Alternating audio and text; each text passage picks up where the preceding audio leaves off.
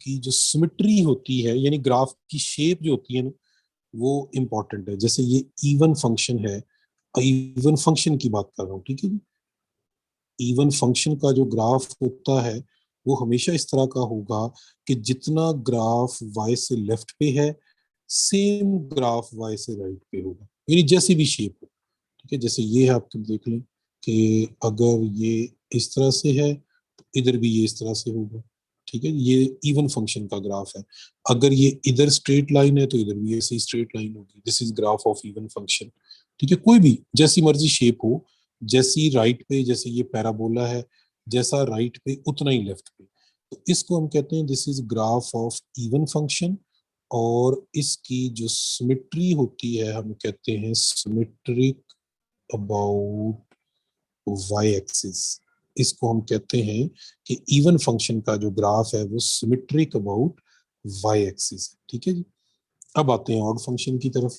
अगर आपके पास ग्राफ जो है वो ऑड फंक्शन हो तो इसे हम कहते हैं कि ये ग्राफ जो है ये सिमेट्रिक है अबाउट ओरिजिन, ठीक है जी। ओरिजिन की जो सिमेट्री है वो इस तरह की होती है कि जितना ग्राफ y से लेफ्ट पे होगा, सेम ग्राफ y से राइट पे होगा, लेकिन अपोजिट डायरेक्शन में होगा, ठीक है। देखें डायरेक्शन, ये बिलो एक्स एक्सिस है, इधर अबव एक्स एक्सिस हो गया। या इसकी एक और एग्जांपल ले लेते हैं कि ये ग्राफ आपका अबव एक्स एक्सिस है, इधर ये बिलो एक्स एक्सिस हो जाएगा, ठीक है। तो ये भी क्या है, this is symmetry about origin कहते हैं। कोई भी शेप हो, जैसे ये ग्राफ देखें, ये इधर है तो दूसरा पार्ट हम इधर बना देते हैं, ठीक है। ये y is equal to -1/x का ग्राफ है, तो ये सिमेट्रिक अबाउट क्या है, ओरिजिन होता है, ठीक है। Is it clear? सारे सिमेट्रिक अबाउट ओरिजिन नहीं बेटा, नहीं, नो, सबका graph symmetric about origin sine नहीं और है। टेन का साइन, ये देखें, ये हमारे पास कॉज फंक्शन का ग्राफ है, ठीक है। मैंने इसका कुछ पोर्शन जो है वो ड्राइव किया है। दिस इज कॉज फंक्शन, ठीक है। तो ये सिमेट्रिक अबाउट वाई एक्सिस है, ठीक है। इसी तरह से ये ग्राफ देखें, this is a graph of secant function, ठीक है। ये इधर ऐसे बनेगा, फिर इधर ऐसे बनेगा, ये सीकेंट का ग्राफ है, ये भी सिमेट्रिक अबाउट वाई एक्सिस है, ठीक है। अब आप साइन का ग्राफ देखें, साइन का ग्राफ ऐसे बनता है, ठीक है। ये सिमेट्रिक अबाउट ओरिजिन है, क्योंकि साइन जो है ये ऑड फंक्शन है। इसी तरह से टेंजेंट का ग्राफ देखें तो वो इस तरह का होता है, ये भी सिमेट्रिक अबाउट ओरिजिन है। This is graph of tangent, तो ये ऑड फंक्शन है। तो साइन, ठीक है जी, टेन और इनके रेसिप्रोकल जो है वो ऑड फंक्शन है, जबकि कॉज एक्स और सीकेंट एक्स जो है ये इवन फंक्शन है, ठीक है। तो साइन, टेन, कॉट और कोसिकेंट, इनके ग्राफ सिमेट्रिक अबाउट ओरिजिन होंगे, जबकि कॉज और सीकेंट के ग्राफ जो है वो सिमेट्रिक अबाउट वाई एक्सिस होंगे। Is it clear? Yes sir. ठीक है जी। सर 4x4 का मैंने कोई शॉर्टकट नहीं बताया बेटा, 3x3 का बताया था, 4x4 का मैंने कभी शॉर्टकट नहीं बताया, ठीक है।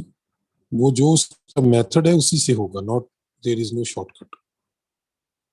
हाँ, उसमें ये है कि कोई प्रॉपर्टी यूज हो सकती है। आपने चैप्टर 3 में डिटर्मिनेंट की बहुत सारी प्रॉपर्टीज पढ़ी है, तो जब भी बड़ा डिटर्मिनेंट आ जाए ना, 4x4, 5x5 भी आ सकता है, तो आप ये देखिए कि उसमें प्रॉपर्टी कौन सी यूज हो रही है, ठीक है। तो you have to determine the property. जैसे मैं एक क्वेश्चन आपको बताता हूँ, वो ये था जी, 1 0 0 0 1 0 1 0 0 1 0 0 0 0 1 1 1 1 1 1, ठीक है जी। फिर था 1 0 1 0 0, कि ये डिटर्मिनेंट आपने ओपन करना है, ठीक है। अब इसमें ट्रिक ये है कि आप इसको इस रो से एक्सपेंड करना शुरू करें, क्योंकि पहला एलिमेंट 0, दूसरा भी 0, तीसरा भी 0, चौथा भी 0, पांचवें पे जाके आपने इसको एक्सपेंड कर लेना। तरीका वही है कि ये आप इसकी पोजीशन देखेंगे कि क्या है, ठीक है। पोजीशन इसकी क्या है जी, कौन सा एलिमेंट है ये, थर्ड रो और फिफ्थ, यानी A3 5 है। तो 5 + 3 को ऐड करें तो ये इवन बनता है, तो आप लिखेंगे +1, और इस रो को और इस कॉलम को आप इग्नोर कर देंगे, बाकी डिटर्मिनेंट साथ आ जाएगा, ये 1 0 0 0, फिर क्या आ जाएगा जी 0 1 0 0, फिर आ जाएगा 1 1 1 1 1 0 1 0, ठीक है, ये रिड्यूस हो गया। अब आप इसको कहाँ से एक्सपेंड करेंगे, ये फर्स्ट से एक्सपेंड कर लें। 1 के साथ क्या आ जाएगा, फर्स्ट रो और फर्स्ट कॉलम को आप इग्नोर कर देंगे, बाकी आएगा 1 0 0 1 1 1 0 1 0, ठीक है जी। बाकी एक्सपेंड करने की जरूरत नहीं है, वो सारे जीरो हो जाने, तो ये ट्रिक होता है। अब अगला 3/3 आ गया, इसे फिर रिड्यूस करें। कैसे रिड्यूस करेंगे, ये 1 से रिड्यूस करें, ये आ जाएगा 1 के साथ फर्स्ट रो और फर्स्ट कॉलम को इग्नोर कर दें, 1 1 1 0, इसका डिटर्मिनेंट -1 आ गया। तो ये देखें, इतना बड़ा क्वेश्चन है, लेकिन अगर आप इसकी टेक्निक को समझते हैं ना, तो इसी ये नेक्स्ट के पेपर में कई दफा आया है, आ जाता है, अब भी आ जाता है, आ भी सकता है, आपको भी आ सकता है।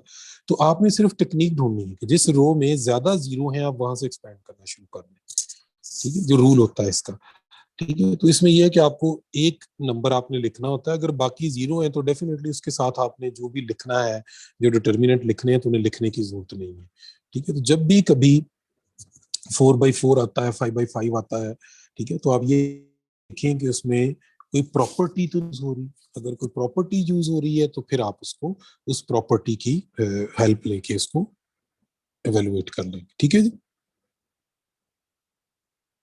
ये आएंगे आगे चल के क्वेश्चन आपके पास, ठीक है, जब हम फुल लेंथ पेपर करेंगे तो उसमें क्वेश्चन आएंगे भी, उनको हम डिस्कस भी करेंगे, ठीक है।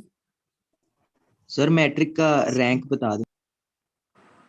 ये मैंने वैसे कहा था कि चैप्टर 1 पे आप स्टिक रहें, अब इतनी जंबल्ड आप करेंगे ना तो वो फिर मेरे लिए मसला होगा कि कभी हम कोई टॉपिक पकड़ लेते हैं, कभी कोई पकड़ लेते हैं।